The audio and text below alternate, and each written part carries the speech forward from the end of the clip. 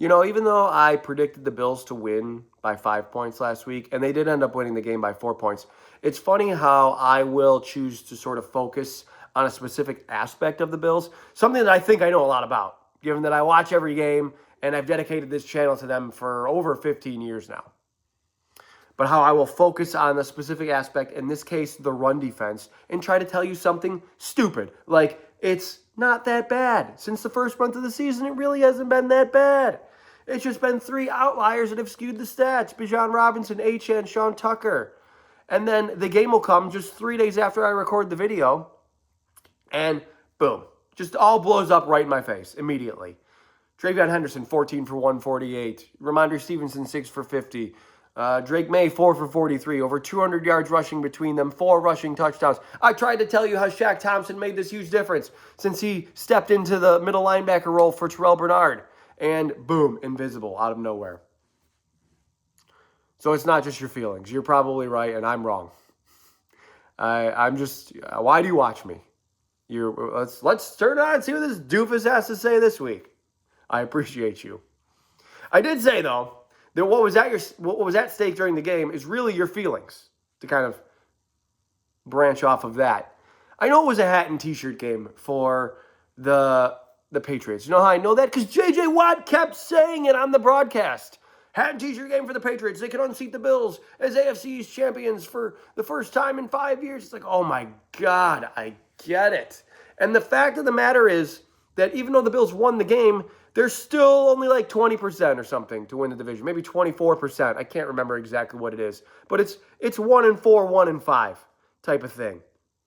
And now that the Dolphins have benched Tua Tagovailoa, did I say that right? Tua Tagovailoa. Yeah, I got that. They've benched him. You need Quinn Ewers or Brady Cook to beat the Patriots in order to win the division. So it still seems incredibly unlikely.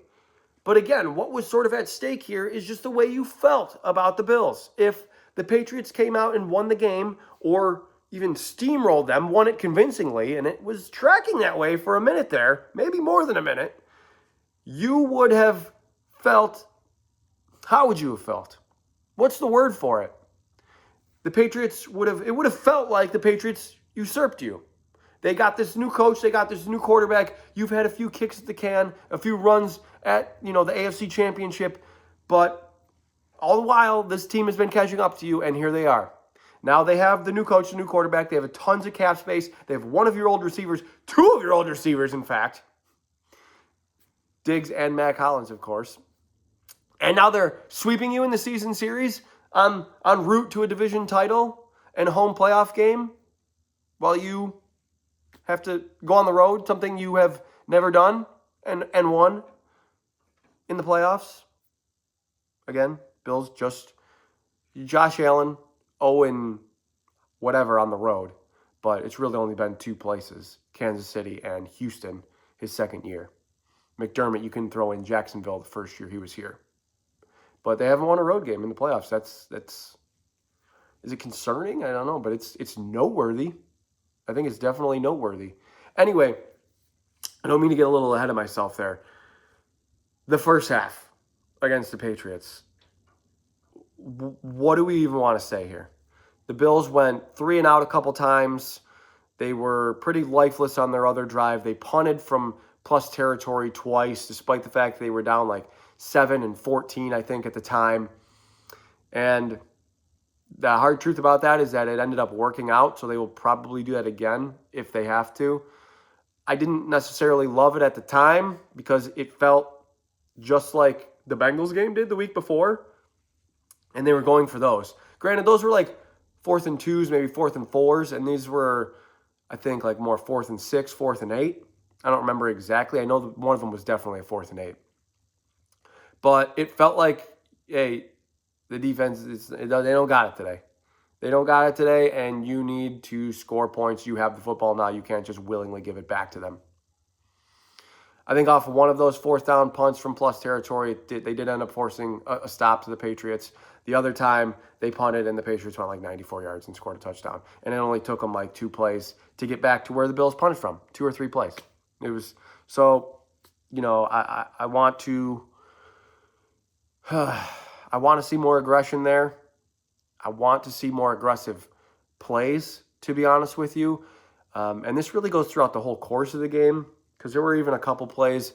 One that comes to mind is the screen to Ty Johnson on third down. This is near the end of the game where the Bills are up now 35-31 and they get the ball back from their defense and they're probably 3 or 4 first downs still away from icing it, but they go 3 and out. And on third down, they run the swing pass to Ty Johnson and I think it was Carlton Davis just got off the Josh Palmer block and just blew the play up. My issue with the play, okay, that's a fine maybe first down play or something like that. My issue with the play is you don't need Josh Allen to run that play. You need Mitch Trubisky. You just need somebody who can snap it, who can identify a blitz and snap it and throw it out to the running back. Your weapon is Josh Allen. He is your best player. He would maybe be anybody's best player in the NFL. I just want to get a little bit more. You don't necessarily have to be creative. Creative might not be the word. I just want to be a little bit more, we're putting this in your hands here. And that is really not putting it in his hands, just going snap throw there. And I don't know the play call. I try not to harp too much on play calling. I've told you this before because I don't know the plays that are called. And Josh Allen could be checking into these at the line, or he could have 2 plays in the huddle. And he does the alert thing, and that is sometimes a signal to go to the second play. So I don't know I'm not in there. I'm not in the huddle. But what I do know is I want to lean on my best player when I absolutely have to. There's nothing wrong with putting a little bit too much on his plate. I know that this is like a criticism of the Bills over the years. It's like sort of just, well, Allen, put on the cape and bail us out again. And that's kind of what he did in the game's entirety. Not just him. He was fantastic, don't get me wrong. James Cook certainly played a part of it. Dawson Knox played a part in it as well. But of course you're leaning on Josh Allen. That's all I'm going to say, really. Of course you're leaning on him. He's your best player. Are you supposed to lean on Dawson Knox? I know he scored 2 touchdowns, but it's not like you're going to be like, all right, well, Dawson Knox got to come up with something here or we're not going to win. No, you have Josh Allen. That is your something. That's what you lean on. You have this your advantage. Your advantage is that you have this psychopath at quarterback. Okay? So that's where we're going to, that's it. That's really all I have to say about that. I wish I could get some sort of study on first half Bills versus second half Bills and just really sit down and get to the bottom of what the difference is. I don't know if it's Bobby Babich calling the plays on defense in the first half and McDermott calling the plays on defense in the second half. I have noticed that in previous games where McDermott won't have the play sheet in the first half and he does have it in the second half. Maybe somebody can point this out for me. I didn't notice it this past week. I wasn't looking for it, and I don't know why. But I didn't notice. If you did notice, please tell me. But, I mean, just so night and day. On offense, too, of course. The Bills scored 5 consecutive touchdown drives, 1 to end the first half, and then 4 straight in the second half. And outside of that, they had 3 3-and-outs and a punt, and 2 punts or something like that. Oh, no, they ran the clock out. So 5 touchdowns, 3 3-and-outs, 1 punt. The 3-and-outs are punts too, obviously. 1 few first downs and punt, and then run the clock out. So it was really all or nothing for the offense. The defense, though, I mean, other than the long run, which they did, I mean, I thought they kind of stopped it. The reason that the long run in the second half, I should say, the second half long run is embarrassing is because Drake May is the lead blocker. I mean, you have this all bottled up, and I think Hairston maybe came in a little too tight to the pile, and Henderson just he didn't even really get hit. He's just like, there's nothing here. I'm going to bounce this outside. And Hairston's in too tight, and he just goes outside, and suddenly Drake May is running with him. And Drake May and Travion Henderson are beating everybody you have on defense to the end zone. Right after, the play after you have taken your first lead in the game. So that was a little bit deflating, but certainly props to the Bills for answering again. They had an answer for everything in the second half. They were confusing Drake May a lot on defense. I've never, I don't want to say never, but you don't usually see Drake May that off target. There was a Hunter Henry third down drop in there that was pretty big, but he missed a couple of receivers, I thought. Drake May did, throwing to the wrong shoulder or something like that. I think the Bills had him confused. And I'm wondering where that sort of was in the first half. The Bills have played pretty well overall against Drake May, I think, this season. I think you just wound up in a situation in the first game where Stephon Diggs was unconscious. You were not going to stop him that day. I know that this might be lame to some people, that he he clicked. He used whatever he had to do as motivation, and something clicked for him. Just maybe being back in that stadium for the first time. I know that maybe he wanted out, and it's lame to sort of use they didn't want me, but whatever, it worked for him. And that was their advantage, as well as the Bills turning the ball over, which the Bills finally did not turn the ball over. The turnover streak is over. No turnovers against the Patriots, so great job there. The fans, the coaches even, Vrabel, not Patriots fans, and Vrabel, complaining about officiating is extremely, extremely soft. Don't be that fan either, okay? When the stuff goes the other way, don't be that fan. Don't do that. It's one thing if there's this specific thing that happens and it's that completely changes the game and it's so obvious or something like that. No, that's not what happened. I think it was 24-21 and the Patriots had 2 penalties. One of them was the third down defensive hold that led to a Bills touchdown a few plays later. So, yeah, it mattered, of course, but, it got called. I don't know. Don't worry about things that are sort of out of your control. That's what I mean. I've probably said this 15 times over the years. I say it at least once a year. That is luck in football. Luck is not just funny bounces and stuff. Luck is things that are totally out of your control that work in your favor, and that is penalties. Penalties are totally out of your control. You can't really, you can't plan on what's called. If it gets called, it gets called. If it doesn't, it doesn't. That is an aspect of luck. Anyway, the Shakir play is so controversial to some people, and I don't really understand why. First of all, simultaneous possession goes to the receiver, and as they come to the ground, I know somebody will show me something else, show me a picture, whatever. Watch the play. They come to the ground, and it's you can't see exactly where it is, but what you can see is that after they're on the ground, Marcus Jones rips the ball over the top. So it's perfectly reasonable to assume that there was simultaneous possession happening there, because once they're on the ground, then Marcus Jones comes over like this and takes the ball away from him. That's one part of it. The other part is it's 1,000% pass interference. Anytime there is that underthrown deep ball, the Patriots were so good at this too. And I'm not in they just get all the calls. No, this is strategy, because this will give you the call. And who did it a lot? Brandon Cooks, who is now on the Bills. When Brandon Cooks was with the Patriots, Tom Brady would underthrow the deep ball to him constantly. And what would he do? He would just sort of stop running and let the defender run into him and draw a flag every single time. And that is almost exactly what happened. Okay, Marcus Jones isn't really making a play on the ball. He's got both his hands on Khalil Shakir, and he's almost pushing him away from the ball. And Shakir's going over top. It just gets called. That's just how it works. So there's really no point in focusing really on the simultaneous possession aspect of it either, or even debating the pass interference. I think it's called correctly, through and through. I think this is going back. This is to prove you that I'm not totally biased. People were whining in the AFC Championship last year about the Cole Bishop and Xavier Worthy thing. I think that was probably called correctly.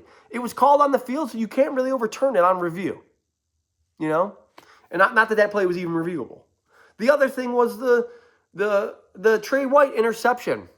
No, that's Matt Collins trying to draw a call, but he's putting his arm up. Somebody will tell me that he's reaching for the football. No, yes, but no. He's trying to lock his arm into Trey White because Trey White is looking for the pick, okay? And there's hand fighting going on, yes. Legal hand fighting, in my opinion. Have I seen it called? Yes. But Trey White comes away with the football, and that makes a huge difference sometimes. And now somebody's going to be like, but Marcus Jones just came away with the football. That totally conflicts with what you just said. No, it doesn't. No, it doesn't, because Matt Collins had no part of the football when Trey White intercepted it. Okay? And I think that there's just this, like, their arms are tangled up. Just look at it. Their arms are tangled up, and then Hollins is almost like trying to hook him. Somebody will tell me he's working back for the football. I don't know. It's weird looking. It's not interference, though. It doesn't need to be called. Have I seen it been called? Sure. But it's very subjective. That is your issue, okay? If your issue is with, if you think one or the other, it doesn't matter. Pass interference is totally subjective to the person, to the referee standing right there. But ultimately, Tre'Davious White came away with the football, a very clean interception, and that will work in his favor most of the time because he's playing the football, and he has every right to the football as the wide receiver does. But it's lame. It's lame to complain about officiating. Losing teams complain about officiating. Losers, they complain about officiating. Mike Vrabel, the Bills led the league in holds coming in, so why didn't we get one? Like, what an idiot. What a dope. Okay? They did get one. There was a third down Allen rushing touchdown that was called back by a hold by Osiris Torrance, and you know what happened? The Bills threw a touchdown to Dawson Knox on the next play. Sorry. You could have just stopped him. You had 3rd and goal from the 15, and the game would have been tied instead of the Bills taking a lead, and you couldn't stop them. Anyway, whatever. I've been going on a long time about the Patriot game. I didn't plan on this, but okay. Anyway, let's move on. The AFC playoff seeding is becoming a little bit more clear. Something that I haven't mentioned yet, of course, is that the Chiefs are eliminated in the Patrick Mahomes tore his ACL. Yeah, big deal. Big deal in the AFC. I fully expect him to be ready for next season, but that's, not really a conversation for today. But the Chiefs are eliminated. So the Chiefs are eliminated. Patrick Mahomes is gone. Joe Burrow's eliminated. The Bengals are gone. So you are looking at having the best quarterback in the AFC playoffs, bar none. Defending MVP. The Bills will have the best quarterback in the AFC playoffs. 99% chance. I haven't even seen the scenario that eliminates the Bills, but I know it involves the Colts winning a lot, maybe even a tie in there because the Texans still play the Colts and stuff. Anyway, the scenarios are becoming a little bit more clear, and Lamar Jackson is even on the outside looking in right now, but they still play the Steelers, so there's still more to answer there. And you can root for the Ravens, I guess, if you want, against the Patriots. You certainly don't have to.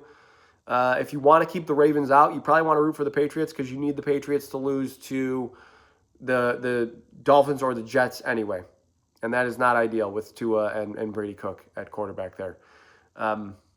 So, the division does look a little bit bleak. But what will happen if the Ravens do beat the Patriots is that gives the Bills basically, in terms of the division at least, not in terms of necessarily wild card seeding, the Eagle game is totally inconsequential to the division because it's out of conference. So, gives them some rope. I don't know what you want to say there, but because I don't think they would necessarily want to lose because it would just... Would they want to be the 7? Would they want to be the 5, the 6? Would they want to be the 5 against Baltimore or the 7 against New England or the 5 against Pittsburgh versus the 6 against maybe Jacksonville? These are the things that are starting to come into the picture here. And I don't really understand how... Are people so scared of Houston that they don't want to win the division because they don't want to play Houston in the first round? I mean, I want the home game. Give me the home game. Give me Houston again. I don't care. I truly do not care. I think the Bills have the best quarterback and not necessarily the best team, the best roster. Because, you look at Houston and you see Will Anderson and Daniel Hunter and Derek Stingley, and that's fantastic. But give me Josh Allen. We have Josh Allen. That is your advantage. I've spent however many minutes talking about it.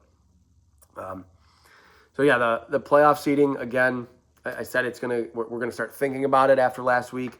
I'm thinking about it now, but there's still a few dominoes that need to fall before we, are like, there's a percent chance of this. I think right now the highest percent chance is the Steelers, right?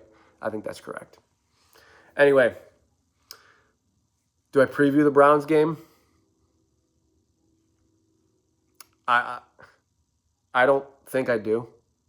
I'm gonna go. I'm gonna go to Cleveland Sunday morning. I'm just gonna leave Sunday morning, come back Sunday night, quick down and up. So I'll see you there. Just make it look easy, right? This is the Browns. They're 3-11. The most interesting thing about them is Myles Garrett chasing the sack record. I guess it would be cool to see him get it as long as the Bills win. Excited to see Shedeur Sanders just because it'd be cool to see him play, given how, sort of famous he is. But it's the Browns. It should look easy. It better be easy. Just get out of there healthy. I know that they're still battling some injuries. The Matt Prater injury, that's odd. Jordan Phillips is not going to play. It looks like Dalton Kincaid. I don't know what's going on there with his knee. It's a very nagging knee injury. There's probably a case to be made to sort of rest him for this week because you hopefully don't need him, but I don't like that train of thought. But it's looking doubtful for him. And the Bills' offense is better with him in it. It's just the way they play offense is better with him in it. But the injuries on the other side, I think, are worse. I do think Christian Benford will be back, by the way. Maybe Terrell Bernard as well. The injuries for the Browns are just much worse. David Njoku looks like he's going to be out, although Harold Fannin is a very, promising rookie tight end. Denzel Ward looks like he's still going to be out. Jack Conklin's out. They have injuries all over the place, and they just haven't been good. They turn the ball over like crazy. They have a hard time completing passes. Jerry Jeudy looks like he's totally quit. Judkins looks like a nice, promising player, but Dylan Sampson might be out as well.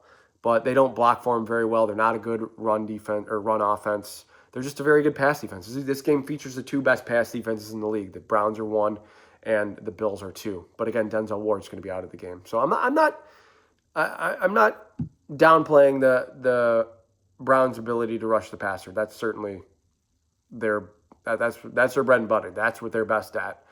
And they have the best player in the league to do it with. So you need to focus some attention there. But ultimately, you're the Bills or the Browns. This is win the game. 30-13. Bills over Browns. See you in Cleveland maybe this weekend. Hit me up if you're going, but hit me up on Twitter or in the comments here. My Twitter handle and YouTube username are the same. Enjoy your weekend, guys. As always, above all else, go Bills.